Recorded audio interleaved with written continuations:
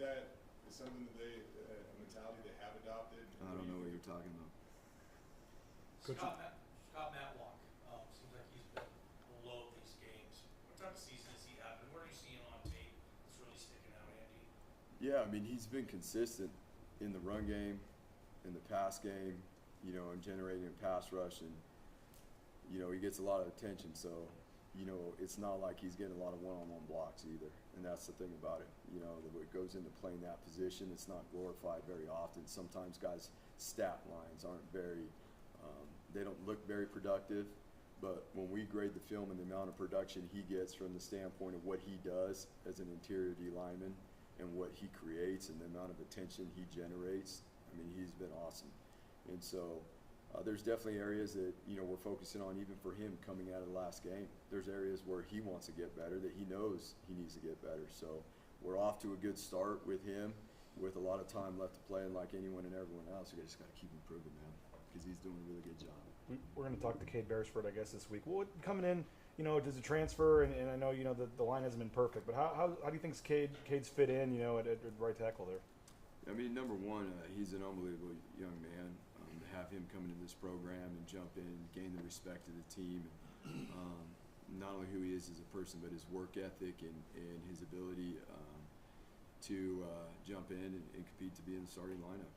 It's helped a ton in a position that we're still developing a lot of young depth behind him, so it's given us a guy that has experience of playing college football, competitive college football, and that's a big deal. You know, it's to be able to step out there and line up against the type of edge players that people are recruiting, you know, in this game today. That's hard work playing tackle. We've seen LaBeouf and Canillo competing to kind of be the first corner off the bench this year. Has one of those guys separated themselves in that competition? You know what? Both of them have done really well. Really proud of those guys and how they've competed and grown. And you know, LaBeouf too isn't only playing corner; he's playing, you know, other positions. He's playing a little bit of safety too.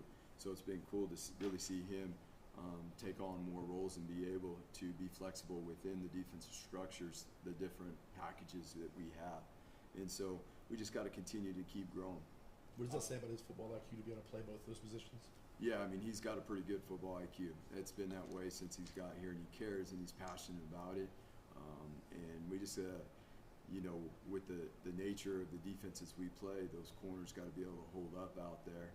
And we've seen that, you know, especially a couple of weeks ago, there's going to be a lot of shots taken on those guys. And so that's on us, too, to be able to mix in some different coverages and do some things to provide those guys some relief. Obviously, you've got a million responsibilities as the head coach. I mean, what's your involvement in terms of the offensive preparation and even, game day play calling and things like that? So, again, for this week and preparing for UTEP, my responsibility is to help run the scout team and make sure that the scout team is giving us the looks that we need so that we can be better in the run game in terms of having the quality looks to prepare ourselves so what it's going to look like on game day.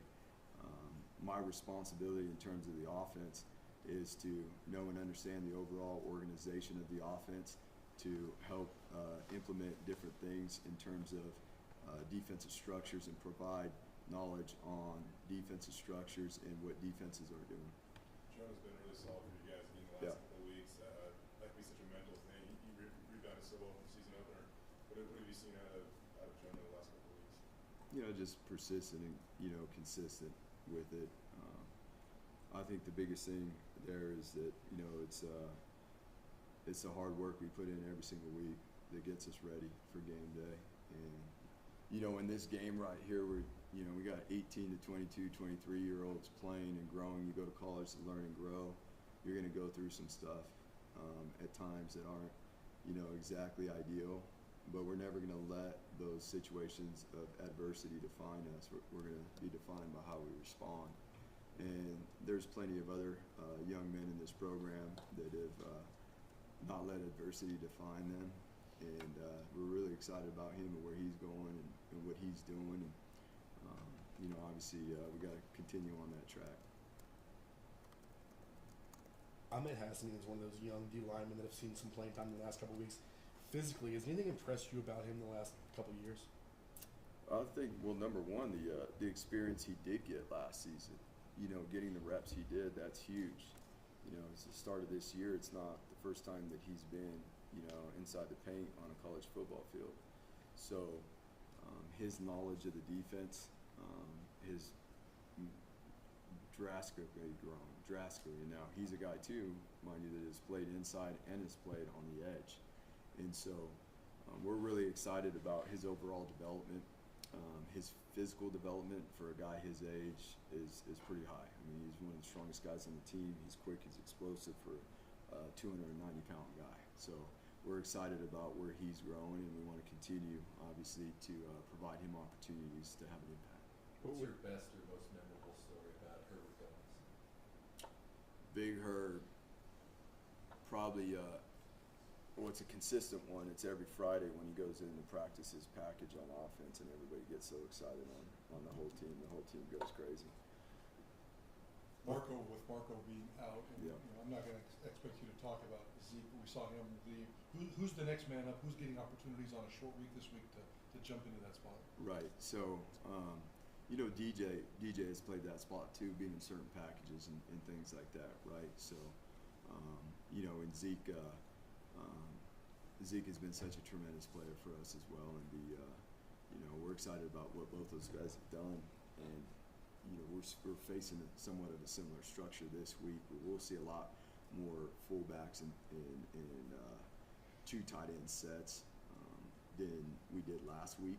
So we're gonna need a big game from both Zeke and DJ, and love the way Drew Simpson's coming along.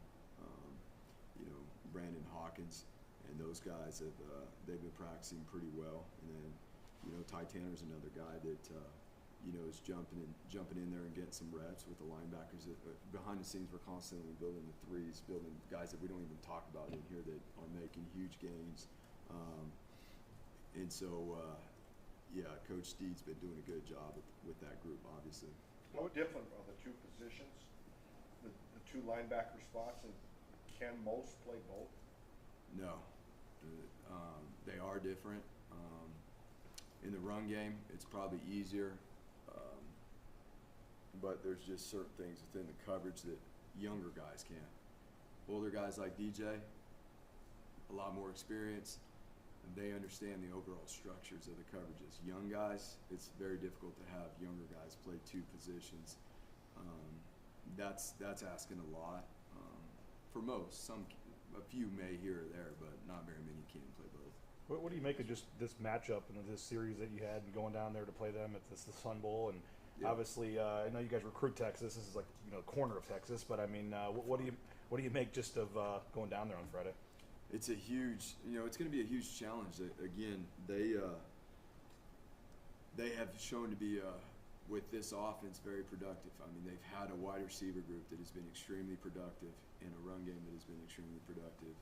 Going on the road again on a short week and getting ourselves ready and prepared is going to take a lot of diligence. Obviously, getting to go play, in Texas, is a big deal. We got a lot of guys on our team from Texas, and so it's a huge opportunity for us. And like we always talk about, it's the most important one because it's the only one this week, and we got to have another practice tomorrow like we did today to continue to get ready because the guys did an exceptional job today coming back and practicing. Just to build off that, you guys do recruit Texas a lot, but you guys haven't played there very often. Right. Would you like to play more games in Texas? Yeah, and is it useful? I would like to play more games in Texas, and I know Jeremiah would as well, and our players do. It's one of our it's one of the biggest areas that we recruit. So we would like to do that.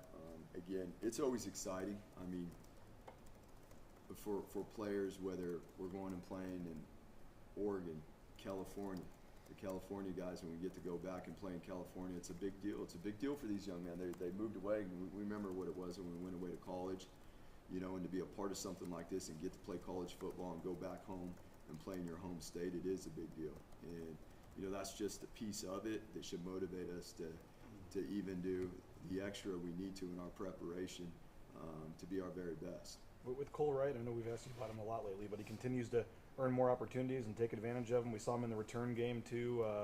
You know, we're going to talk to him this week. What's he doing to continuously keep getting more and more chances out there? He just takes advantage of them, you know, whether it be at practice, and obviously we've seen it show up in the games now. And what he does at practice, he does in the game. So you know what you're going to get from Cole. And, you know, he's a talented guy that, again, last year, he was on scout team for the most part last year, but some of the fits he was giving us on scout team last year, I mean, he made it very challenging on the defense, and now he gets his opportunity to do that, you know, on game day. Last question. Thank you, guys. Have a good week. You know, if you and JD are working on the Texas games, and then there's Houston on the schedule. This kind of a project to cram more of those. Whatever 2 or 3 years, or every year probably, or not every year. It'd be awesome to see you guys against SMU. That'd be a great game. Isn't Rice on the schedule too down the line? Sometime? Is that one here or the? Both, I think. You guys just want to go on a burger. You can be honest. Yeah. Sure, Rice. Just get like a. Oh no, well, no. Yeah. You want to try a different port? Yeah, why not?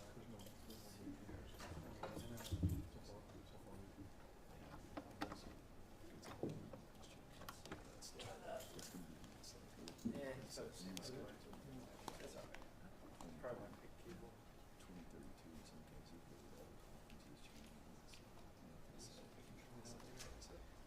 They got their hands full with all that stuff. Hey, at Rice is 2032. Actually. They asked me, and I'm like, yes, this Can't would wait. be a to do before talking about this and that, but it's really, there's so many things, so many brokers. So I just let it on and our auto, I'm not hearing.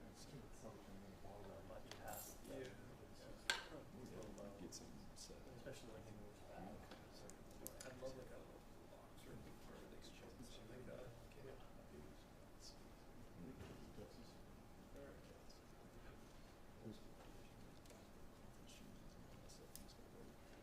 I appreciate you guys. You guys have a Thanks, good Thanks, Andy. Thank you. Did you say Rice number 2? 2032 is at Rice.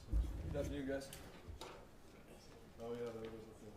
So Rice in 32 and then Houston in 25? The Rice game got moved back, didn't it? Wasn't it earlier originally? Yeah, so 2 of them. Is that true? You want more Texas road games? Say again? More road games in Texas? Keep them coming. Keep them coming. Keep them coming, baby. Hope you guys had a good weekend. I know it's like West Texas, but do some of you guys recruit Texas? Some of your Texas players excited to play a game in their home state? Oh yeah, absolutely. And it's going to be a good atmosphere, and we have a good amount of our, like to your point, BJ, like we have a good amount of our players from Texas. So anytime we can get back to Texas and play a game, I was trying to think the other day, like just the last time we played a game in Texas was it the bowl game when it got canceled? Was that the last time we played? Forget about that. Yeah, the one that never happened, right? No, but that was the last time we were down there. So I'm excited for our guys, just in general, but especially our guys from Texas are excited to get back home. You guys have been so dominant against the run the past 2 weeks. Why have you had so much success in that area? Yeah, I mean, credit to our players. You know, they've really taken a big step in the fundamentals and the techniques that make the different schemes to stop the run. And like we've talked about with you guys before, I mean, it's a new week every single week. It's something that we make sure that we continue to install the fundamentals, the techniques that stop the run, because that is defense. If you can't stop the run, that's our first emphasis on defense is to stop the run. And if you don't do that, you are not going to be successful on defense. And obviously another big test coming this week from UTEP. But proud of how our guys have stopped the run the past 2 weeks, and now we just got to, just like everything, got to keep building on it. Kind of an obvious question, but how much easier does it make it to win a game when you can make an offense one-dimensional? Oh, it's huge. I mean, it's paramount, regardless who you're playing. I mean, from a spread team to a team that maybe runs the ball all the time, like it doesn't matter. You have to stop the run to be successful on defense, because if an offense can do both, regardless, you're not going to be successful. And it's just the mentality of our team. And we tell our guys all the time, it's not just the D-line, it's not just the edge guys or the backers. It goes all the way from the corners to the nose guard, because winning the line of scrimmage is 53 yards. It's all the way across the field. And depending on the set, someone's going to be brought into the fit. Depending on the defensive call, someone's going to be brought into the fit. And so breeding that mentality with our guys, and we do a ton of different things from run fit periods to the techniques we use to make sure that it is paramount we stop the run week in and week out. You guys spent a lot of time this offseason focusing on developing a really dependable two deep there on the defensive line. How has that improved depth kind of helped against the run? Oh, huge. I mean, especially up front, you have to roll guys. Not one player is going to play the whole game, especially in the front seven. So having that dependable depth to where regardless of the series, the drive, if a starter gets out, that number 2 goes in, there cannot be a drop-off. And the mentality and the standard with which we play needs to be the exact same if it's a starter to a backup, and even in some cases maybe even the third guy, especially up front, that goes in there. The standard's the standard, and they got to play with the same mentality. Spencer, your numbers on third down this year have been pretty insane. What's led to you guys' success of the defense on third down? And once again, Jimmy, hats off to our players. I mean, we spend a lot of time on third downs. We call them the money downs because that's where you win on defense. And you do all that work to get to third down. Could be third and short, medium, long, XL, and all of them are not created the same. And so really hats off to our players, them taking the time with the walkthroughs to understand an offense and how we're being attacked on third down, and then what is our plan to attack them. And our guys have just done a great job buying into it. And like I said, hats off to them. And not perfect. There's still a lot of things on just one of those areas, third downs, we got to be better. But I mean, it's a huge part to the game. Getting off the field on third down is paramount to being good on defense. We talk about attacking situations on defense. That and the red zone are the 2 biggest situations you got to be good at on defense. And our guy, I'm really proud of how our guys just attacked it. Hats off to them. Is that a situation where you guys, I mean, you're productive on early downs and you're making that opposing offense a little more predictable on third down, or? Yeah, 100%. And if you don't win first and second down, either one of 2 things, you're never going to get to third down. They're just going to keep moving the ball, or you're going to be in a lot of third and short situations. And that's really what has led to the success on third down, is we've gotten them a lot in third and longs, which is obviously then it's more in our favor.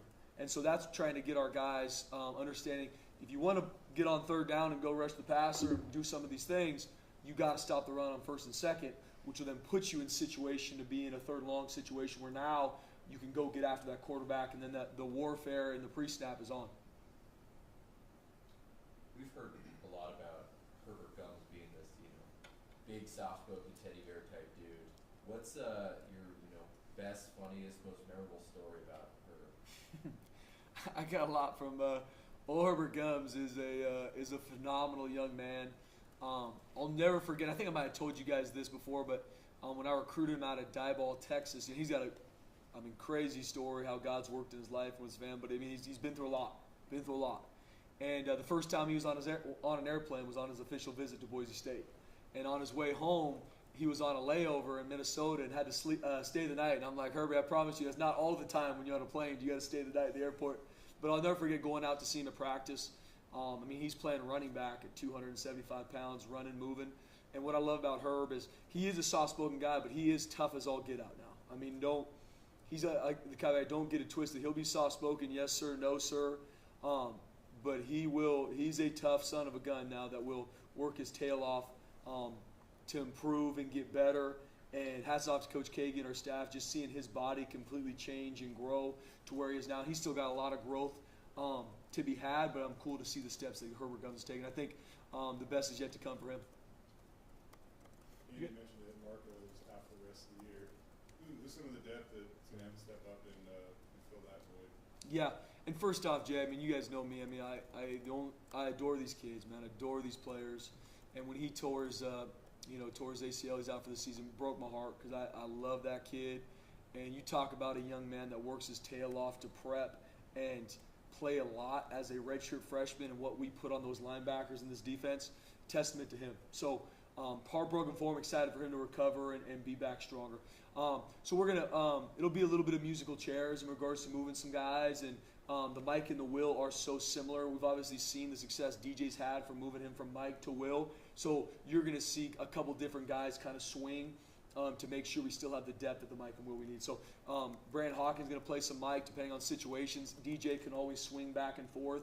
So we're going to kind of do it by committee to find the best way we have that depth there at Mike and Will. You guys played more dime in that game too. Is that something you like that you think if you need it later in the season? How do you like having Tubner and the extra DB in there? Yeah, I mean, especially what a team's doing, BJ. You know, an 11 personnel team or a 10 personnel team. I think there's a lot of merit to playing dime, which is what we played, like you said last week, especially because of the space. A team like UT Martin, you know, they'll put those receivers dang near on the sidelines, and so you got to find ways to leverage that formation and attack that space. And so the more DBs you have on the field, you can leverage that formation more. And using it has nothing to do with, not as much to do with from a personnel standpoint, more in just leveraging the formation. And then we can be more multiple with another DB in the game in regards to our rotations, our pressures, or the looks we're giving, and not giving it away by backer alignments and some of those things. So I think there's a lot of merit to our dime package, and definitely against UT Martin, it was something that we had preseason scouted and that we were excited to use against them, and it was successful. So excited to keep growing that in the future. We play a team that's similar to them. When you put on the tape and pull up last year's game, what do you remember about Shea Oladipo's performance? I mean, he was a really young kid. He made some big plays that game last year. Yeah, it was awesome for Shea to step up last year. I mean, a guy that was a true freshman. I mean, he came here early, but was a true freshman, going in the game, getting a couple picks, playing hard. I mean, testament to him, and seeing him even from that game to where he is now, and him continue to grow. I mean, Shea Oladipo, he's going to keep growing. He's going to be a really good player for us. And it was cool watching that game over the summertime, but even now, seeing some of the plays he made, the pick in the red zone, and a couple other plays he made. Not only just the interceptions that everybody remembers, but he did a lot of good things from a discipline standpoint. And so excited to see him take a step. And I mean it too. And I got to give just credit to our players, man. I adore these kids, and they are playing very, very hard right now. Not perfect, and we have a long way to go as a defense, but I'm very proud of how hard our guys are playing. Our guys are flying around. They're playing with a high-level mentality, and excited for them to keep running. And like I said, it's all testament to our players, and we got to take another big step this week. 7 turnovers, UTEP. I'm sure you saw that. Does that change any type of scheme, any type of game plan? Do you tell the guys, hey, maybe these guys are a little more prone to turning the ball over than some other opponents will play? Yeah, I mean, takeaways, getting the ball is a huge part of, once again, what we do on defense. We talk about pursuit, tackling, and takeaways. Like, that's really the keys to being good on defense outside of the schematic side of things. And so a team that has turned the ball over in the past but also does not mean all of a sudden we're going to go out there and just take the ball from them. It's obviously going to be a big emphasis for them, because in any game, which we've seen it good and bad, you take the ball away and you win the turnover battle, you're going to usually win that football game. Whatever the stat is, 95% of the time you're going to win that football game. So getting our guys just focused on balls in the air, it's our ball, tips and overthrows, got to get those. I mean, all the time that ball is our ball. Second man in, punching at it. So it's really just building the habits, because we need to create more takeaways. And we got one last week from a kickoff return, or kickoff, excuse me. And so we need to find ways to take the ball away, because that's game changing, and it helps, not only helps our team, but helps put our offense in a good spot. How much do you want this defense to be perfect? Because you guys are playing lights out right now, but you gave up the long pass against New Mexico. The Biggers played this last Saturday. You probably have some teaching moments there. Oh yeah, 100%. How much do you focus on one play when 99% of the time you're lights out? Yeah, and I think for us, you got to focus on it one play at a time, because it is, and like we talked about even last week, guys, it's so paramount, because we can play great defense for 95% of the game. You play bad on 1 rep or 3 reps, then everyone's asking what's going on with the defense. You guys gave up 21 points. And so that's just the razor's edge you got to live on when you play defense, what you love about it, what our guys, I think, are getting to understand even more. And so the littlest details you got to focus on, because maybe it didn't show up maybe last week. Maybe someone wasn't in their gap, or someone didn't play the technique perfect, and we got away with it. But if we don't fix it, that's going to come up in a major way, and then all of a sudden you're giving up the rushing yards, you're giving up the explosive plays that prior just didn't show up. And so we have been just very, very focused. And every week, and I tell our guys when we have our defensive meeting at the end of a game, I was like, guys, I adore you, but you're never going to come in here and I'm just going to give you guys the slow clap about how, that's never going to happen. I don't care if you give up 0 yards. That's never going to happen. So I care about you. This staff cares about you so much. You're always going to come in here, and these are going to be the things we got to grow in. And it all comes down to what are the emphasis of things, okay? How's our communication, our eye control? How's our pursuit? We get into the football. How's our tackling? And did we take the ball away? Usually it comes down to one of those things. And if you're doing those well, you're usually going to be playing good defense. But to your first question, I mean, we focus on the littlest details of obviously the plays that hit us, but even the ones that maybe didn't. Maybe all of a sudden a guy got off a block and made a play, but we didn't fit it up the right way, because that will be an explosive play in the future if we don't get it fixed. And so you live on that razor's edge on defense. That's what I love about coaching it, because at any point it can be an explosive play either way for our team or against us. And you have to be on point regardless of the situation, because we're always in the reaction mode of what are we getting, and playing at a high level means you have to be on at all times. I know you touched on it, but what else stands out about UTEP's offense? Yeah, I think they're really good up front. I think it's one of the better O-lines we've seen all year. Very well coached. They give you a lot of different run schemes, different gap schemes, versions of mid-zone, zone. The quarterback will even get involved in the run game. They play with a lot of different personnel. So for our defense, just IDing the sets with 10 personnel, 11, 21, 12, and they use a lot of different personnels in and out of drives. So putting our guys in different situations to see these sets. But I think their O-line is really good, really physical, create a lot of movement at the point of attack. I mean, we're seeing them play Oklahoma, and they're doing a really good job against them. And then they got a couple different receivers that are good. Number one in particular, he's extremely explosive. They target him all the time. But they got a group of receivers and tight ends that can catch the ball. So, a pretty good balanced attack. And outside of the takeaways, which has hurt them, we are ready for a big test this week. And no different than I told our guys. And they watch the film. And I told them, you guys watch the film. I'm going to tell you that this is how good this team is. But you watch, and they watch the film, like, Coach, this team's good. They're going to be ready to go. And so they're a balanced attack. And they've not only can they line up in big boy sets and pound the rock, they got a great pass game out of spread sets that they can get to in a heartbeat. And it puts a lot of stress on defense. How do you? When it comes to success on defense, we mentioned success on third down. You haven't had an opponent crack the 31 in the last 2 games. How much of that is also a result of your guys' ability to tackle well? No question, huge. How would you assess your guys' ability to tackle, and why you've been so good? Yeah, it's paramount, and that's why if we get too much into the schemes and the fits, and you lose sight of, like we talked about week 1 that hurt us against Oregon State, just the communication, the eye control, the pursuit and the tackling, that's defense. Like that's the bare bones of playing good defense. If you go too far away, and I got to check myself as a coach, if I'm going too much into schematics and a blitz, a pattern, or this, and lose sight of just making the tackle, which usually keeps you outside of the red zone and winning third down. There's a lot of times, even this past game at UT Martin, a play in space, if it's a missed tackle, that's an explosive play. They're on the logo, they're rolling, but we make the tackle. That's the game. And training our guys and having different drills to make sure that we're tackling well, and our guys are tackling at a high level now. Now there's a lot we still need to clean up in from a tackling standpoint, and each week we look at it and, okay, what are some drills maybe we're missing that showed up in the game that we need to train this week in practice so that when we get to the game, they're not thinking about it. Because at that point, this game is a violent game. You just get them down. And but it's everything, to your point, Jay, because all of a sudden a missed tackle here, a missed tackle there is either touchdowns, explosive plays, and now all of a sudden our back's against the wall. You mentioned saying, like, putting on the tape, telling them how good they are, whatever. How do you, every week when you're saying this team's really good, this team's really good, this team's really, how do you get college kids to buy into that every single week when you're not, teams aren't on the same level? Yeah. And I think at the end of the day, and it goes back to a lot of what we talk about just in general, if you're an elite competitor, it doesn't matter who you're playing. You could be playing on paper the best team in the country, the worst team, a conference opponent, a non-conference opponent, but that's where for our guys, if you're an elite competitor, you're going to try and find every single inch you can to be elite at what you do. How can I do my 1/11th for this defense? How can I do my 1/11th for this team? And then I want to go in that meeting room and I want to know, okay, I want to know my opponent like the back of my hand. That preparation will give me confidence so I can play fast, physical, and compete at a high level. And so, not that every single one of our players are there yet. We're working to get them there. I think we're taking steps, but building them to make, dude, we're competitors. So it doesn't matter who lines up against us. They're going to come ready to play.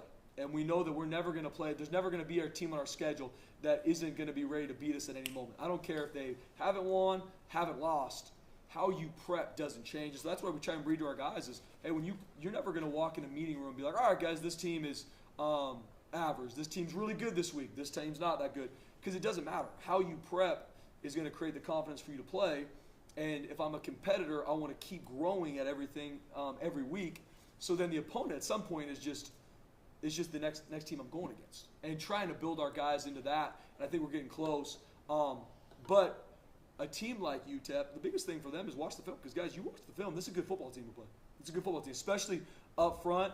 And they have the guys that, like I said, they are going to be ready to play. And our guys see that. And so we got to have a great week of prep on a short week. And our guys be ready to play. Because you got to live on that razor's edge. You can play a good defense. And all of a sudden you have a couple lack of discipline plays. And now we're reeling. And that's something that we are working our tail off to make sure it does not happen. But proud of how our guys are playing hard. All right, Spence. Thank you. Appreciate it, guys. You guys have a good week. Thanks, Coach. Mike. See you guys in El Paso. Mike, it's the first regular season game in Texas since '04. I was working on something on that. Yeah. It's only the second at all. Sitting down today. Craig? Okay.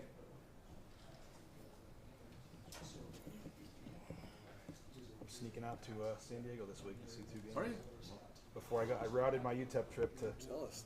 I'm gonna try to see maybe get. Hopefully you guys can give us a game or two. I'm just Nice, hoping. we need it. I'm hoping Snell gives up 2 on Wednesday so I can see 700.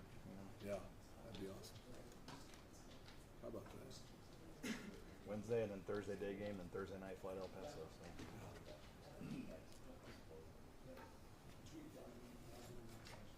What's that Mexican place right there right across from the stadium? Blind Burrow. Yeah, there's a couple other good ones. Not as close, but.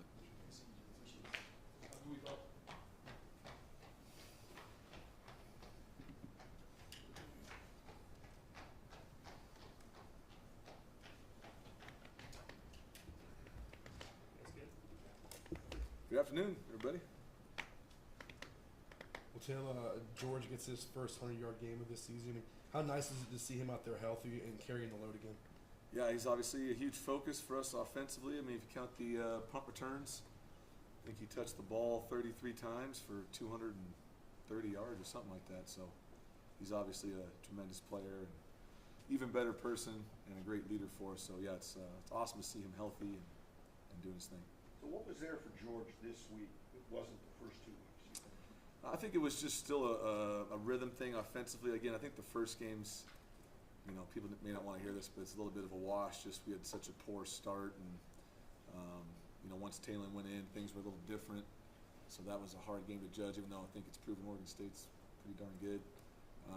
And then the front of New Mexico is so exotic that it's going to be real hit or miss. So by the time our O-line got in a good flow, Ashton happened to be in on a couple of those.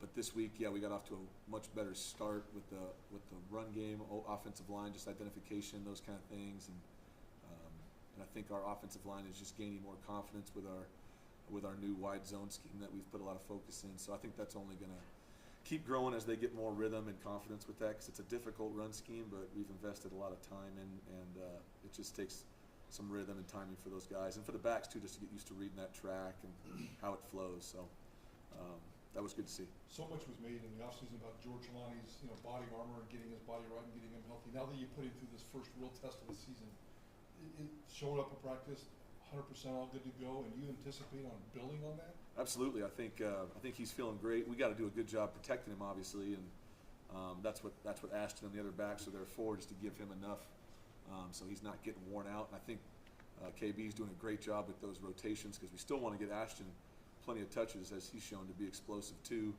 But yeah, we're always hoping to get him in at least 25 touches a game in some category, and we've been right around there the last 2 weeks, which is good. I think so if we can keep building off that, find different ways to get him the ball. Obviously he's a big focus of what we're doing. Have you guys thrown to the backs more this year, first 2 games, do you think? I have to look at the numbers, Bob. I don't think so. I mean, that's always been a focus of the offense, with as much of the 5-out stuff that we do, that they're going to be involved in the pass game. And both those guys are such good receivers that it'd be a shame not to use them, because we can get them matched up on linebackers and that kind of stuff. George is he's often comes out as kind of a quiet, reserved guy. After the game, he had a smile on his face, and he felt great. What was it like to see that out of George? Bless you. George cares a lot. He's a great leader that way, and his commitment to our team and the values that Andy's put forth, he's front and center with that. I know he felt a little burden on last year that he couldn't help as much as he wanted to. So I just think he's found a lot of joy in being able to be out there again, and again, he's a great pass protector too. I think that doesn't show up on the stats, but he does a lot of things for us offensively that elite tailbacks will do.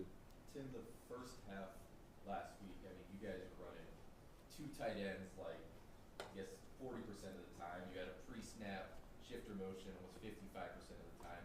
You put up 250 yards, and then in the second half, you know, the 2 tight ends go way up. Your pre-snap shifter motion goes way down.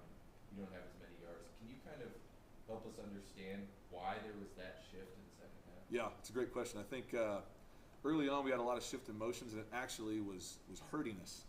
Even though it didn't show up maybe on the stat line, we were getting big plays, but there were some things from identification standpoint when we would shift, as screwed up as they were getting defensively, it was also messing with our targeting in protections and run game.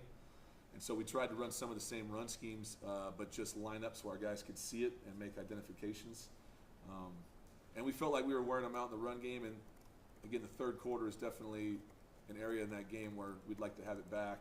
You know, the first drive, we get a first down right off the bat, running the ball pretty well. We go to call a big play action shot. We're feeling good about it. And, you know, we just get beat in protection and we fumble the ball, and now it's 2nd and 40 or whatever it was, you know. So those kind of plays are going to kill drives. And then had a couple incompletions on the second drive. Now we're 3rd and 15 again. So we just, first half, did a great job staying on schedule and being able to mix things up. And in the third quarter, we just got off to a tough start there. And that's something that we can't do. You know, we got to stay consistent throughout the entire game, and was happy to see us finish a little better. But the first half was a good sign that we're growing and we're finding some rhythm, but we got to do it consistently, obviously, for 4 quarters. When you put that many, 12, 13 personnel out, it like kind of seems like the offensive line is struggling. I mean, that's at least on the outset. Is that accurate? No, I think the real reason is they're an odd front defense, and a lot of times the edges of the defense are going to be different when you're playing an odd front. So if you don't have a tight end in, then you got a loose edge, and now you got a stand-up player that's going to be in space that you got to either reach to or you got to have someone come back for. If you have 2 tight ends in the game, you can secure both edges. So it just helps the run game and it helps in protection. And they're playing so many guys in the box that, you put more guys in there, they're going to bring more guys down. And we were hoping to get more shots over the top, and took a bunch of them. We just didn't hit as many as we were hoping to. In the first half, we hit a couple. In the second half, we missed them either with protection or just didn't complete the throw. And with the commitment that we have to the run game now, we got to hit those shot plays to be able to stay balanced, and stay out of those 2nd and longs. So every time we call a shot play, we got to cash in on those. Where does that? I mean, you were mentioning it last week. Like, you're a guy who comes from wanting to throw the ball all over the yard, and then in this Boise State thing, it's they talked about on the broadcast. You guys are trying to create a new identity as this just power run team, running all the time. I mean, what is the balance for you of like, hey, I grew up wanting to throw the ball, throwing the ball, and then now it's like, oh, we're gonna run it a bunch. Yeah, it's not about what I want. It's about what's best for the team. And I think we saw last year that there were some games early in the year we might have thrown for 400 yards, but I think we had less than 100 yards rushing. And I'm getting signs on my car, and they're going to burn our house down for not running the ball well. And so I think it's a balance back and forth of trying to figure out what's best for our team. And our best player is our running back, and our offensive line does better when they're aggressive and can come off the ball and run the football. And protections become easier because you can play action now and you can keep more guys in for protection. And if you get into a drop back world, there's some of those things you're going to give up. And so I think it's just the identity of our team that we really believe in here, that we got a great defense, and if we can protect the football and grind teams out in the run game and impose our will physically, that fits the identity of who we have right now and what we want to be. And that's our focus. Doesn't mean we don't want to throw the ball. No one wants to throw the ball more than I do, but it has to be what's best for our team. It has to fit within the game plan, and I'm still very confident that we'll have some good days throwing the ball. Haven't had those good days yet, and that's frustrating for me, obviously, and frustrating for all of our guys. But that, again, I think it's going to come as we gain more rhythm with what we're trying to do. And we have made a big shift offensively from schematic and what we're trying to do.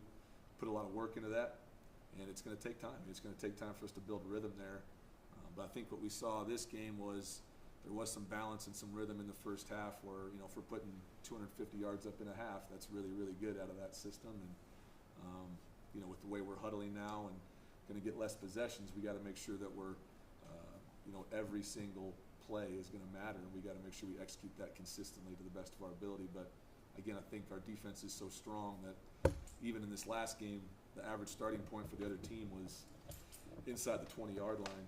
Even one of those plays, I think it was like 3rd and 30, and we threw a screen to George, and he got a gain of like 20. So we're punting, but we're punting from the 45-yard line. So now James can pin them, and now again they got to try to drive 80 yards on our defense, which I don't think a lot of teams are going to be able to do. So you got to play the game to win the game, and it's not about putting up gaudy stats. Sometimes it's about winning football games, and we saw last year that when we run the ball well and protect the football, we can win a lot of games. More times in the huddle, how is that helping the specific defense?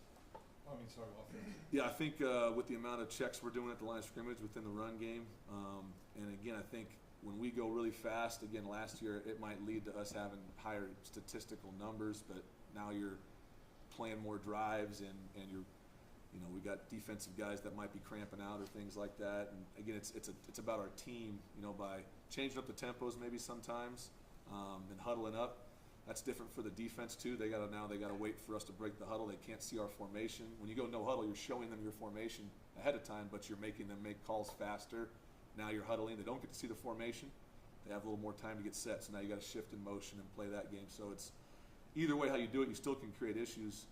And we're hoping to continue to build off of that, multiple tempos, and try to keep things off balance. What do you see in UTEP? What do they do best defensively? Yeah, they're an aggressive group. They got a lot of good athletes. I think their linebacker core is extremely athletic, and their front, they got some talented guys up there that can cause issues. They do a good job of mixing in their coverages, and I think they do good in situational football. So they'll be a tremendous challenge. I know you joke about people putting signs on your car and stuff, but when the offense isn't maybe going as well as some people like, the OC is an easy guy for fans to target. I don't know whether it's your wife at the grocery store or your kids at school or anything. You're obviously in a big position here, and maybe it's not going as well as some fans would like. How's that for you to take? That comes with the job. The only thing that worries me sometimes is what they say to the players, maybe, because these guys work really hard and they deserve support from the fans. But as an offense coordinator, that comes with the territory and the history here and the tradition here of great offensive play. The standard is extremely high. And all I would say to the fans is, if we're not putting up the numbers or putting up the stats, definitely come after me. It falls on me, and I'm going to work as hard as I can to get it better. But their standard will never be as high as my standard for myself and for the offense. And that comes with the position, and that's the right of people to have any opinion that they want to have. But yeah, it's definitely can be stressful on a family. But that comes with the territory, and that's what we sign up for. You mentioned maybe the stats not being as gaudy, but in the end, I know as a football coach, you just want to win the game. Yeah. So how do you balance, I guess, that the fans wanting 50 points and 500 yards versus an ugly win, so to speak, where you guys got the job accomplished? Yeah, I think they've seen such great football over long periods of time that their expectations are extremely high, and I love that about being here.